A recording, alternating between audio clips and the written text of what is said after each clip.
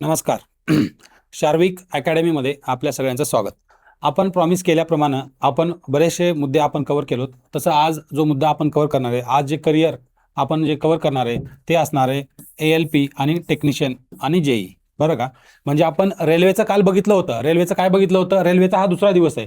रेल्वेमध्ये नोकरी मिळवण्यासाठी काय जायचं? एकतर NTPC ग्रॅज्युएट आणि अंडर ग्रॅज्युएट बघितलं होतं आणि ग्रुप डी बघितलं होतं काल, जे नॉन टेक्निकल आहे. आज हा टेक्निकल आहे. जर तुम्ही ITI केला असाल, डिप्लोमा केला असाल किंवा इंजिनिअरिंग केला असाल तर तुमच्यासाठी ही सगळ्यात मोठी सुवर्ण संधी आहे. तर मी तुम्हाला असं म्हणेल की तुम्ही हा लेक्चर मिस करू नका. ठीक आहे? कारण तुमच्यासाठी म्हणजे रेल्वेची जी तांत्रिक दारं आहेत, म्हणजे टेक्निकल ITI आणि डिप्लोमावाल्यासाठी सोनं आहे.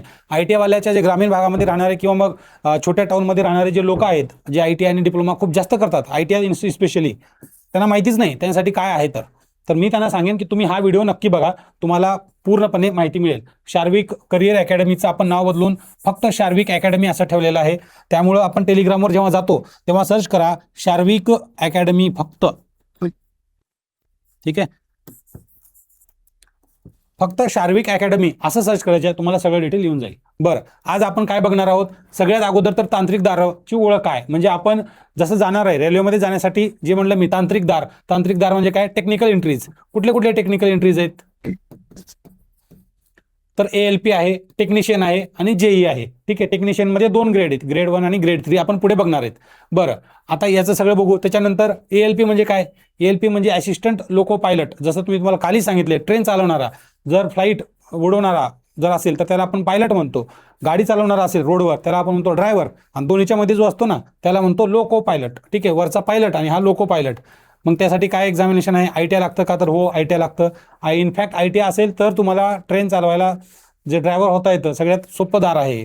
टेक्निशियनच्या काही जागा आहेत आणि JEE म्हणजे ज्युनियर इंजिनियरच्या काही जागा आहेत का, आपण ते सगळे बघूया वन बाय वन. आधी 4 गोष्टी लक्षात घ्या. मागच्या जाहिरातीनुसार आहे, म्हणजे तर तुम्ही असं, मी मागच्या जाहिरातीनुसार बिन डेटा याच्यामुळे सांगतोय की आपल्याला पुढच्या जाहिरातीमध्ये त्या गोष्टी महत्त्वाच्या वाटतात की त्याच्या कंपॅरिझनमध्ये. जसं UPSC आहे, UPSCच्या 900 जागा आल्या तर आपण सांगू शकतो की UPSCच्या दरवर्षी 900च्या आसपास जागा येतात दरवर्षी. तसंच ALPच्या जागा जर बघितल्या मागच्या वेळेस 11,127 जागा होत्या ALPच्या, म्हणजे ड्रायव्हरच्या, रेल्वेच्या ड्रायव्हरच्या. टेक्निशियनच्या जागा होत्या 6,500. ठीक आहे? आणि पात्रता काय? तर हे बघा, ITI पात्रता आहे. तांत्रिक दाराची खरी चावी. जर तुम्हाला टेक्निकल एंट्रीजमध्ये जायचं असेल रेल्वेजमध्ये तर तुमच्यासाठी सगळ्यात मोठं संधीचं सोनं ITI वाल्यासाठी हेच आहे. ठीक आहे? टेक्निशियनचे अर्ज सुरू आहेत आता 29 जुलैपर्यंत टेक्निशियनचे अर्ज सुरू आहेत. तुम्ही जाऊन अर्ज लगेच्या लगे करू शकता जर तुम्ही ITI असेल, इलिजिबल असाल तर. ठीक आहे? बरं, हे बघा, जसं पात्रता वाढते तसं पगार वाढतं. 3 तांत्रिक दार आहेत, 3 म्हणजे इनफॅक्ट 4 आहेत. टेक्निकलचं मी एकच पकडले. बघा, ALP म्हणजे असिस्टंट लोको पायलट, जो ड्रायव्हर असतो ट्रेनचा, त्याची पात्रता आहे फक्त 10वी आणि ITI. जर तुम्ही 10वी असाल आणि त्याच्यावर जर ITI केला असाल तर तुम्हाला ट्रेनचं ड्रायव्हर होता येतं. पगार 11,000 जागा आहेत पूर्ण भारतामध्ये. ठीक आहे? लेवल 2वर आहे, चांगला पगार आहे, प्रमोशननुसार वरती जाता येतं. बघा, आणि त्याच्यानंतर टेक्निशियनची ग्रेड 3 आणि ग्रेड 1. हा जो ग्रेड 3 आहे ना, टेक्निशियन ग्रेड 3, ह्याचं पण लेवल 2 आहे आणि याच्यासाठी सुद्धा 10वी प्लस ITI आहे. हे महत्वाचं आहे, 10वी प्लस ITI, हे लक्षात असू द्या. ठीक आहे? याच्या 6,234 जागा आहेत. टेक्निशियन ग्रेड 1 ह्याच्यासाठी मात्र डिप्लोमा किंवा BSc लागतं आणि याच्या जागाच कमी आहेत. 300 जागा आहेत फक्त. याचं ग्रेड जास्त आहे पण जागा खूप कमी आहेत. JEE जे आहे म्हणजे ज्युनियर इंजिनियर, याचा ग्रेड खूप जास्त आहे. सगळ्यात जास्त JEEचा आहे आणि जागा सुद्धा चांगल्या आहेत, पण त्याच्यासाठी इंजिनिअरिंग किंवा डिप्लोमा लागतं. जर आपल्याला इंजिनियर किंवा डिप्लोमा असाल तर BE करा. आणि फक्त जर तुम्ही 10वी आणि ITI असाल, सगळ्यात मोठी संधी आहे तुम्हाला लोको पायलट व्हायची आणि टेक्निकल ग्रेड 3 मध्ये जाण्याची. ठीक आहे? या 2 संधी तुमच्याकडे उपलब्ध आहेत. त्या दोन्हीपैकी कुठलीही एक संधी उचला, 10वी प्लस ITIची. ठीक आहे? हे बघा, 10वी प्लस ITI 1 आणि 2, या दोन्ही गोष्टी आपल्याला लक्षात पाहिजे. बरं, आता आपण सगळ्यात महत्त्वाचं बघूया ALP म्हणजे loco pilot, assistant loco pilot. कसं होता येतं? ट्रेनचा ड्रायव्हर, त्याची पात्रता आपण बघितलं. सध्या 11,000 जागा आहेत. बघा, 10वी मेट्रिक आहे किंवा संबंधित ट्रेडमध्ये ITI. फिटर आहे, इलेक्ट्रिशियन आहे, मेकॅनिक डिझेल आहे, तुम्हाला माहिती आहे सगळं आहे. ठीक आहे? कुठलाही ITI असेल तर कुठलाही, म्हणजे सिव्हिलमधला वगैरे चालत नाही, इकडला चालतो. ठीक आहे? म्हणजे मेकॅनिकल साईडचा, ऑटोमोबाईल साईडचा, त्याच्यामधला असतो. तर तो 10वी मेट्रिक प्लस तो ITI असेल तर मग तुम्ही एलिजिबल झाला. बरं, वय किती? 18 ते 30 नुसार आहे, म्हणजे वयाचे बंधन नाही. विंडो मोठी आहे. ITI मला वाटतं 10वी नंतर आपण ITI करतो, बरोबर? 10वीला 16 वर्ष, 17 आणि 18 19 वर्षी, जवळपास 18 ते 19 वर्षी आपण ITI कम्प्लीट करतो. मागे पुढे जरी झालं तरी मग तरी पण तुम्हाला 10 ते 12 वर्षाचा विंडो मिळतो, ज्याच्यामध्ये तुम्ही अप्लाय करू शकता. लोको पायलट बघा काम काय, लोको पायलट मी म्हटलं ना चालकच्या हाताखाली अगोदर असतं गेल्या गेल्या, नंतर तुम्हाला स्वतः ट्रेन चालवण्यासाठी संधी असते. इनफॅक्ट त्याची ती पोस्ट आहे. करिअर हे बघा ALP पासून लोको पायलट म्हणजे डायरेक्ट तुम्हाला जर तुम्ही ALP म्हणून जॉईन झालात की डायरेक्ट तुम्हाला ट्रेनचा ड्रायव्हर देत नाहीत, आपल्या पॅसेंजर ट्रेनचा तुम्हाला गुड्स ट्रेनचा देतात. गुड्स ट्रेन्स म्हणजे जे मोठे ट्रेन असतात ना, याच्यापेक्षा पण जे मालवाहतूक गाड्या असतात त्याचा ड्रायव्हर बनतात आणि मग इकडे येतात. ठीक आहे, मेल एक्सप्रेस नंतर मेल एक्सप्रेसकडे येतात. मग त्याच्यामध्ये पण आधी जनरल असतील, मग नंतर हळूहळू एक्सप्रेसकडे सिनियर लोको पायलट आणि लोको इन्स्पेक्टर. ठीक आहे, ट्रेन चालवणारा जर स्वप्न बघायचं असेल, जे लोक स्वप्न बघतात त्यासाठी हे ITI मुलासाठी थेट दार आहे, जबाबदारीचं प्रतिष्ठेचं आणि रोमांचक काम आहे. ठीक आहे, आता सगळ्यात महत्वाचं ALP म्हणजे लोको पायलट होता कसा येतं. ठीक आहे, आपल्याला लोको पायलट व्हायचे त्यासाठी काय काय परीक्षा आहे बघा. हे जे मी ऑरेंज केलंय का, या जे कलरचे, या कलरमधले जे ब्लॉक आहेत हे मार्क्स फायनल रँकिंगला जोडले जातात. ठीक आहे, बाकीचे नाहीत. आता बघा सगळ्यात महत्वाचा हा CBT 1. CBT म्हणजे घाबरू नका, CBT म्हणजे कम्प्युटर बेस्ड टेस्ट 1. ठीक आहे, कम्प्युटर बेस्ड टेस्ट 1 ती होते. त्यामध्ये 75 क्वेश्चन असतात, 60 मिनिट असतात, म्हणजे तुम्हाला 1 मिनिटापेक्षा कमी मिळतो एका प्रश्नाला. म्हणजे एका तासामध्येच तुम्हाला 75 क्वेश्चन सॉल्व्ह करायची. ती गाळणी आहे, म्हणजे जर तुम्ही पास झाला तर पुढे, नापास झाला तर मागे, जसं प्रिलिमिनरी एक्झामिनेशन असते. बरं, त्याच्यानंतर मात्र CBT 2 होते, मग त्याच्यानंतर एक पेपर होतो.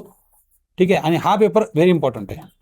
अगोदर होता, परंतु आता काय झालं माहिती आहे का, की अगोदर याचं 70% होतं, याचं वेटेज 70% होतं आणि याचं 30% होतं. परंतु आता रिसेंट 2025-26 मध्ये जी सायकल चालू आहे त्या दोन्हीचं वेटेज 50-50% केलंय. म्हणजे खूप महत्वाचं आहे. ऍप्टिट्यूड सुद्धा खूप महत्वाचं आहे ALP साठी, आणि हे सुद्धा महत्वाचं आहे. बघा इथं लिहिलंय मी, CBT 2 पार्ट A 50% आणि CVAT 50% आहे. आधी 70-30 होतं, म्हणजे CVAT आता खूप महत्वाचं आहे. ठीक आहे, त्याची तयारी हलक्यात घेऊ नका, कारण त्याचे गुण अंतिम निकालामध्ये जोडले जातात आणि 50% आहेत. आता याच्यामध्ये कसं माहिती आहे का, आता CBT 2 आहे बरं का, हे बघा CBT 2 आहे. याच्यामध्ये मी पार्ट A आणि पार्ट 2 लिहिलंय. ह्याच्यातला जो पार्ट A आहे, हा जो पेपर असतो का, ठीक आहे, या पेपरमध्ये हा जो पार्ट A आहे आणि पार्ट B आहे. ठीक आहे, हा 100 मार्क आणि हा 75 मार्क. या 100 मार्काचे गुण फायनलला जोडले जातात. आणि हे 75 जो आहे ना, तुम्ही समजा मागे जर म्हणलं मी तुम्हाला, हे बघा फिटर, इलेक्ट्रिशियन किंवा मेकॅनिक, डिझेल याच्यामध्ये जर असाल ना, मग तुमचं जो ट्रेड आहे, ठीक आहे, ITIतला जो ट्रेड आहे त्याचीच एक्झाम होते ह्या B मध्ये, आणि ती फक्त क्वालिफाईंग आहे.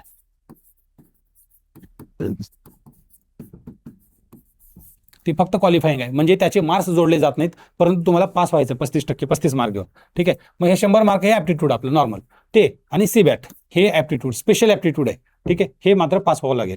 बरं, हे 100 मार्क आणि हे 100 मार्क 200 मार्कावरनं मेरिट लागतं, असं एक मोठी पकडा. सगळ्यात महत्वाचं जो ALP आहे, तुम्हाला रातांधळेपणा जर असेल, कारण दृष्टीचे निकष खूप जास्त कडक आहेत, कारण जर तुम्हाला दिसतच नसेल, काही अडचण असेल, कारण ट्रेनमध्ये काचेच्या पुढे तुम्हाला बसणं आहे, आणि जर पुढे हत्ती वगैरे येत असतात का किंवा मग काही आहे का, तुम्हाला व्यवस्थित सगळी जबाबदारी तुमच्यावर असते. त्यामुळं कलर ब्लाइंडेड तर नाही ना, हे आधी तपासून घ्या. ठीक आहे, आणि तुमचं आईज वगैरे असेल त्याच्यामध्ये पण बघा. आता जसं म्हणलं तुम्हाला CBT 1 मध्ये किती पेपर पॅटर्न आहे, 75 प्रश्न आणि 60 मिनिट आहे. 75 प्रश्न 60 मिनिट आहे. निगेटिव्ह आहे का, यस निगेटिव्ह आहे. सगळ्यात महत्वाचं आहे 1/3 निगेटिव्ह आहे. 1/3 निगेटिव्ह जर असेल तर मी तुम्हाला परत सांगेन, हे रिस्की आहे. कुठल्याही ब्लाइंड गेस मारायचा नाही, डोळे बंद करून मारायचा नाही. ठीक आहे, जर तुम्हाला त्याची थोडीफार माहिती असेल तरच क्वेश्चनला हात लावायचा, नसेल तर क्वेश्चनला हात लावायचा नाही. त्याच्यात सगळ्यात जास्त वेटेज हा 25 मार्क, म्हणजेच काय, रिझनिंग आहे. जनरल अवेअरनेस 10 मार्कला आहे. मॅथमॅटिक्स आणि जनरल सायन्स सगळ्यात महत्वाचं इथं आहे जनरल सायन्स. हे बघा इथं सायन्स. बरं, हे बाकीचं जे आहे ना, ते बाकीचं आपण सगळीकडे कव्हर करतो. ठीक आहे, परंतु जेवढ्या पण सेंट्रल गव्हर्नमेंटच्या नोकऱ्या आहेत त्याच्यामध्ये एक गोष्ट तुम्ही लक्षात आली असेल तुमच्या, की सगळ्यामध्ये सायन्स आहे, म्हणजे विज्ञान सगळीकडे आहे. बरोबर, विज्ञान सगळीकडे, तुम्हाला ते आलंच पाहिजे, विज्ञान आलंच पाहिजे. ठीक आहे, बरं 75 क्वेश्चन आहेत. गाळणी कमीत कमी 40% पाहिजे UR साठी. ठीक आहे, याचा अर्थ असा नाही की तुम्हाला 40% पडले किंवा मग मला 41% पडले तर मी इलिजिबल झालो का, तर नाही. मग त्यामध्ये काय होतात, पुढे बघतात ते, म्हणजे किती जागा आहेत त्याच्यानुसार घेतात ते. ठीक आहे, पार्ट A आणि पार्ट B तुम्हाला बघितलं, पार्ट A मेरिटमध्ये जोडलं जातं, पार्ट B ते ट्रेडवरला आहे, म्हणजे 35% क्वालिफाईंग आहे. 35% पडले पाहिजे, 75 मार्काचा आहे तर तो क्वालिफाईंग आहे. टेक्निकल ॲबिलिटी आहे का, तर यस ITIचं ट्रेडचं ज्ञान लागतं तुम्हाला. ठीक आहे, कुठं लागतं, इथं लागतं, हे मी तुम्हाला म्हणलं. क्वालिफाईंग आहे पण इम्पॉर्टंट आहे. जर तुम्हाला ते आलं नसेल तर मग तुम्हाला पुढे जाता येणार नाही. बरं, RRB टेक्निशियनच्या 6,500 जागा, 6,557 जागा आहेत RRB टेक्निशियन. आता मी तुम्हाला म्हणलं हा एक झाला ALP 1, ठीक आहे. RRB टेक्निशियन 2 याच्या 3 सांगितले होते ना मी, ठीक आहे. त्याच्यामध्ये पण ग्रेड 3चं आहे 1 आणि ग्रेड 1 हे आहे. तर ग्रेड 3 जे ITI वाले आहेत 10वी प्लस ITI हे ग्रेड 3 वाले आहे बघा, फक्त 10वी प्लस ITI ह्याच्यामध्ये पण सगळं सेम आहे, ठीक आहे. म्हणजे ट्रेड ह्याचं काम काय असतं, ट्रेड बेस्ड देखभाल दुरुस्ती. म्हणजे तुम्ही इलेक्ट्रिशियन असाल तर इलेक्ट्रिकलचं काम करा, डिझेल मेकॅनिक असाल तर तिकडलं काम करा, ठीक आहे. तुम्ही ज्या स्ट्रीममध्ये आहेत तुम्हाला ते काम इथं दिलं जातं, ठीक आहे. ग्रेड 1 सिग्नलमध्ये BSc लागते किंवा डिप्लोमा डिग्री लागते आणि याच्या जागा सुद्धा कमी आहेत हे आपण बघितलंय, ठीक आहे. निवड आता जर तुम्हाला टेक्निशियन, तुम्ही जसं बघितलं ALP मध्ये काय, सगळ्यात अगोदर CBT 1 द्या, ची क्वालिफाय करा म्हणजे प्रिलिम द्या, त्याच्यानंतर मेन्स द्या. मेन्समध्ये 2 सेक्शन, पहिला सेक्शन ज्याचे मार्क जोडले जातात हे बघा CBAT, CBT 2 मध्ये पार्ट A ज्याचे मार्क जोडले जातात, त्याच्यानंतर ट्रेड ज्ञान ज्याचे मार्क जोडले जात नाहीत, त्याच्यानंतर CBAT द्या, याचे मार्क जोडले जातात आणि मग तुम्हाला रँक लागेल, DV वगैरे होईल. परंतु याच्यामध्ये तसं नाही, याच्यामध्ये फक्त आणि फक्त एक क्वेश्चन पेपर आहे, एकच CBT आहे, 1.5 तास, 1.5 तासामध्ये 100 क्वेश्चन, ठीक आहे. निगेटिव्ह आहे तर निगेटिव्ह आहे, DV मेडिकल नॉर्मलायझेशन लागू आहे, 1/3 चालू आहे, ठीक आहे. 1/3 निगेटिव्ह मार्किंग आहे. एकच पेपर द्यायचा आहे 1.5 तासाचा, त्याच्यामध्ये पास झालात की डायरेक्ट नोकरी, डायरेक्ट, ठीक आहे. त्यामुळे बघा हा ग्रेड 3चा जो पेपर आहे ना, ALP CBT 1 सारखाच आहे, म्हणजेच ITI असेल तर ALP टेक्निशियन दोन्हीसाठी एकत्र तयारी करता येते, ठीक आहे. जर तुम्ही ITI असाल, मी तुम्हाला सांगितले जर ITI असाल तर 2 गोष्टीला टार्गेट करायचं, एक तर ALP आहे आणि हा ग्रेड 3चा, ठीक आहे. या 2 गोष्टीला टार्गेट करा. तिसरी पोस्ट कुठली आहे, ज्युनियर इंजिनियर, याच्या जवळपास 2,500 जागा आहेत. याच्यासाठी तुम्हाला डिप्लोमा किंवा संबंधित BE BTech लागतं, ठीक आहे.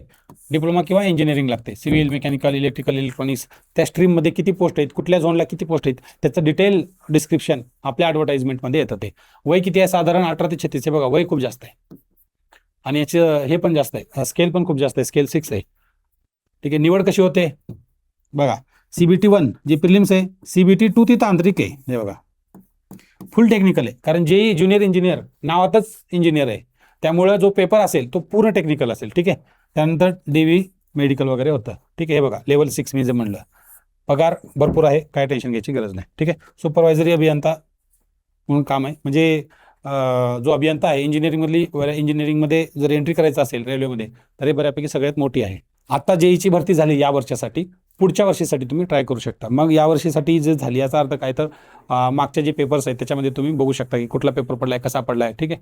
आता पात्रतेनुसार आता तुम्हाला हे सांगितलं, 3 गोष्टी सांगितल्या, ज्युनियर इंजिनियर सांगितलं, टेक्निशियनचे 2 सांगितले, ग्रेड 3 आणि ग्रेड 1 आणि ALP सांगितलं, ठीक आहे. ALP ग्रेड 2 आहे, स्केल 2 वर येतो, बरं. परंतु ALPला जास्त पेपर आहेत, ट्रेनच्या ड्रायव्हरला. पात्रतेनुसार मूळ वेतन वाढतं, बरं. हे बघा इथं लिहिले, टेक्निशियन ग्रेड 3 हे 2 एकवरच आहेत आणि हेच आहे ITI, हे ITI वाल्यासाठी, ठीक आहे. हे BSc आणि हे इंजिनिअरिंग डिग्रीसाठी किंवा डिप्लोमासाठी, ठीक आहे. शिडीचा अर्थ काय तर आपण वरून इथून जाऊ शकतो इकडे, ठीक आहे. जसं वर जाऊ तसं पगार वाढतो. हा 7th पे कमिशननुसार आहे. जर 8th पे कमिशन आला तर हा पगार भरपूर वाढणार आहे, डबल ते ट्रिपल, 2 ते 3, 2.4 फिटमेंट फॅक्टर म्हणतात त्याला, तर तो फिटमेंट फॅक्टर 2.5 to 3 टाइम्स वाढेल, 2.8 टाइम्स वाढेल, असं बऱ्याच जणांचं मत आहे. ITI वाल्यासाठी खरं सोनं काय, एक ITI 3 दरवाजे, ठीक आहे. कुठले कुठले 3 म्हणजे आज जे सांगितले ते 2 आणि कालचा 1, म्हणजे बघा आज कुठला 2 सांगितला, हे बघा ALP 1 सांगितला आणि टेक्निशियन ग्रेड 3 सांगितला आणि तुम्हाला काल 1 सांगितला होता ग्रुप D, ठीक आहे. म्हणजे जर तुम्ही फक्त 10वी आणि ITI असाल तर तुम्हाला किती पे देता येतं, 3 दरवाजे तुमच्यासाठी रेल्वेमध्ये, फक्त रेल्वेमध्ये 3 दरवाजे उघडीत ITI असेल तर, ठीक आहे. आणि पेपर मराठीमध्ये आहे का, तर हो मराठीमध्ये आहे, ठीक आहे. तांत्रिक ज्ञान, मातृभाषा, याचं कॉम्बिनेशन म्हणजे अजिंक्य कॉम्बिनेशन मी असं लिहिलंय. जर तुम्हाला व्यवस्थित जर त्याच्यामध्ये करता आलं, जर तुमची कमांड असेल टेक्निकलवर, तर मग तुम्हाला कुणीही रोखू शकत नाही. म्हणजे CBT 2 आणि टेक्निकल विभागात इथेच बाजी मारा. जर तुमच्याकडे टेक्निकल स्किल असेल तर तुम्ही इथं करू शकता, ठीक आहे. आता पुढचं तांत्रिक भरत्या एकाच वेळी सुरू. आता हे मागच्या वेळेस मी साधारण सांगितलं, एक अंदाज दिलाय की ALPचा अर्ज कधी आलं होतं, CBT 1 जी टेस्ट होती ती झाली, त्याचा निकाली लागलाय. आता CBT 2 28 जुलैला आहे, म्हणजे आता या महिन्याच्या शेवटी आहे.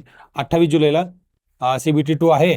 त्याच्यानंतर मग टेक्निकल अर्ज आता सुरू होणार आहेत 30 जूनला ते 29 जुलै, म्हणजे हे अर्ज सुरू आहेत, अर्ज चालू आहेत. जर तुम्ही हा व्हिडिओ जर पाहत असाल तर हे अर्ज भरून टाका, जर तुम्ही ITI वगैरे असाल तर, ठीक आहे. आणि मग हे ALP. आता ALP तर यावर्षी भरता येणार नाही, जेव्हा पुढल्या वर्षीची भरती येईल ALPची तेव्हा मात्र भरता येईल. ठीक आहे. आजच्या घडीला 2 संधी थेट आहेत. आता हे ALP CBT पास झाली, आता CBT आपण तर भरू शकत नाही, पण टेक्निशियनसाठी तुम्हाला अर्ज बघू शकता, त्याची डोअर ओपन आहे, त्याची विंडो ओपन आहे. ठीक आहे. बरं, तर माझी रणनीती काय, तर तांत्रिक दरासाठी 3 खास मुद्दे आहेत. सगळ्यात महत्त्वाचं तुमचा टेक्निकल ॲबिलिटी, म्हणजे तुम्हाला टेक्निकल नॉलेज गरजेचंच आहे. ठीक आहे. टेक्निकल नॉलेज जर नसेल, जर तुम्ही टेक्निकलमध्ये वीक असाल तर मात्र होणार नाही. त्यामुळे तुम्ही ज्या ज्या गोष्टी ITI मध्ये केलात त्याला परत रिवाईज करा. ठीक आहे. ते गोष्ट आपल्याला इथे कामा येणार आहे. त्याच्यानंतर सगळ्यात महत्त्वाचं आहे की बेसिक सायन्स पक्क पाहिजे, विज्ञान. आता आपण आहे ना याला खूप जास्त निग्लेक्ट करतो सेंट्रल गव्हर्नमेंटला, आणि मी तर म्हणेल ना 8वी 9वी आणि 10वी NCERT हे तुम्हाला झालंच पाहिजे, हे तुम्ही केलंच पाहिजे. या 3 गोष्टी केलात तर मात्र मग तुम्हाला विज्ञानाचं काही टेन्शन नाही. खूप लोक लुसेंट घेतात, पण लुसेंटमध्ये काय इन्फॉर्मेशन खूप डेन्स आहे, कमी पेजमध्ये खूप जास्त इन्फॉर्मेशन आहे, रिकॉल वगैरे करायला अडचण होते, असंही काही लोकांचं मत आहे. तुम्ही चॉईस करा. मला जर विचारसाल, मला वैयक्तिक मत आहे तुम्ही अगोदर NCERT कंप्लीट करा आणि मग नंतर बघूया क्वेश्चन सुटतात का बघा. नसेल तर मग तुम्ही पॅसिव्हली थोडा पार्ट जो इथून मिस आउट आहे तो लुसेंटमधनं करा. ठीक आहे. बरं, आता CBATसाठी ALP जो आहे असिस्टंट लोको पायलट, त्याला CBATसाठी खास सराव करावा लागेल, कारण 50% वेटेज त्याला दिलेलं आहे. ठीक आहे. बरं, आता आपल्याकडे इथं बघितलं आज टेक्निकल एंट्री आहे, म्हणजे जनरल प्लस टेक्निकल, म्हणजे दोन्ही बॅलन्स आपल्याला करता आला पाहिजे. बरोबर, दोन्ही बॅलन्स करता आला पाहिजे. जसं टेक्निकल किंवा ट्रेड आहे तर जवळपास 60 मिनिटं दिलं पाहिजे आपण. तुम्ही कुठल्या पदाला आहात ते बघा अगोदर. जर तुम्ही टेक्निशियन असाल, बरं, जर तुम्ही ITI आहात आणि टेक्निशियनला देत आहेत ITI वाले, तर ITI मध्ये काय तर आपण बघितलंय की फक्त क्वालिफाईंग आहे ALP मध्ये फक्त क्वालिफाईंग आहे. त्यामुळे काही टेन्शन घ्यायची गरज नाही. जर तुम्हाला फक्त लोको पायलटला जर फोकस करत असाल तर मात्र मग तुम्ही general ability, general science, mental ability इकडे जास्त फोकस करा. ठीक आहे. परंतु जर तुम्ही इकडे येत असाल तर मात्र तुम्हाला टेक्निकलला थोडं जास्त फोकस करावं लागेल. हे मॅथ, रिजनिंग, सायन्स, मी तर म्हणलं याच्यामध्ये जास्त सायन्सवर फोकस करावं लागेल तुम्हाला. ठीक आहे. इथं लिहिले मी 8वी ते 10वी NCERT ह्याच्यावर जास्त फोकस करा. आणि आपला हॉलचा नियम सेम आहे, कारण 1/3 जे आहे ना, 1/3 जर निगेटिव्ह असेल, 1/3 निगेटिव्ह असेल तर मात्र रिस्क घ्यायचं नाही, म्हणजे नाही, याच्यात काहीच चेंजेस करायचं नाही. बरं, आजचा गृहपाठ तुमचा काय, सगळ्यात अगोदर तर तुमची पात्रता बघा. तुम्ही काय 10वी आहात, 12वी आहात, 10वी प्लस ITI आहात, 10वी प्लस डिप्लोमा आहात का काय आहात, किंवा 12वी प्लस इंजिनिअरिंग आहात ते बघा. त्याच्यानुसार मी तुम्हाला 3 दारं सांगितलेत, म्हणजे आज खरं तर 4 दारं आहेत. ALP बसताय, टेक्निक ग्रेड 3 बसताय ITI असेल तर, डिप्लोमा असाल तर टेक्निकल ग्रेड A बसताय आणि JEE बसताय, आणि JEE BE असाल तर JEE ला बसताय. ठीक आहे. बघा, ठीक आहे. मग तुम्ही काय याच्यामध्ये ते बघा, आणि मग तिथं ITI असेल तर टेक्निशियनचा अर्ज आजच करा, म्हणजे चालू आहे 29 जुलैपर्यंत. rrbapply.gov.in याच्यावर जायचं आहे तुम्हाला, आणि टेक्निशियनसाठी अर्ज दाखल करायचा आहे. अर्ज तुम्हाला लगेचच्या लगेच अर्ज करायचा आहे. ठीक आहे. तुमच्या ट्रेडचे जुने पेपर काढा, टेक्निकल विभाग आजपासून सुरू करा. याला आहे ना तुम्ही रिव्हर्स इंजिनिअरिंग करा. काय करा की जे टेक्निकल पेपर आहेत ना त्याला मात्र रिव्हर्स इंजिनिअरिंग करा. रिव्हर्स इंजिनिअरिंग तर आपल्याला सगळ्यालाच करायचं आहे, बरं का. रिव्हर्स इंजिनिअरिंग आपल्याला सगळ्यालाच करायचं आहे, सगळ्याच पेपरला करायचं आहे, परंतु स्पेसिफिकली टेक्निशियनसाठी ह्याच्यामुळे करायचं आहे की अगोदर टेक्निकलमध्ये बघा की रॅदर की तुम्हाला एक पेपर घेतला आणि सगळ्याच्या सगळं रिवाईज करताय, त्यापेक्षा बघा की नेमकं कुठल्या बीट्समधनं कुठल्या टॉपिकवर जास्त क्वेश्चन येत आहेत, आणि त्याच्या अनुषंगानं तुम्ही स्टडी करा. म्हणजे तुमचं टेक्निकल खूप कमी वेळामध्ये स्ट्रॉंग होईल. ऑलरेडी तुम्ही घासलेलं आहे 2, 3, 4 वर्ष ऑलरेडी केलेलं आहे, फक्त त्याला पॉलिश करायची गरज आहे. आणि ते पॉलिश कसं करायचं, तर हे टूल वापरून रिव्हर्स इंजिनिअरिंगचं टूल वापरायचं आणि त्याला पॉलिश करायचं. ठीक आहे. आता आपला जो टेलिग्राम चॅनल आहे त्या टेलिग्राम चॅनलवर तुम्हाला सगळंच्या सगळं मिळेल, जे पण आहे. मी जसं म्हणलं टेलिग्राम चॅनल बदललेलं आहे, ID आहे फक्त शार्विक अकॅडमी. आपली जी टेलिग्राम ID आहे ना ती फक्त शार्विक अकॅडमी आहे, आणि हे करिअर आपण काढलंय आणि शार्विक अकॅडमी असं नाव ठेवलेलं आहे. ठीक आहे. याचा पूर्ण PDF आणि याच्याबद्दल कुठलाही क्वेश्चन असेल, याच्याबद्दल काही माहिती पाहिजे असेल, आपल्या चॅनलला जॉईन व्हा. ठीक आहे. टेलिग्रामवर सर्च करा, तुम्हाला मिळून जाईल. ठीक आहे. धन्यवाद.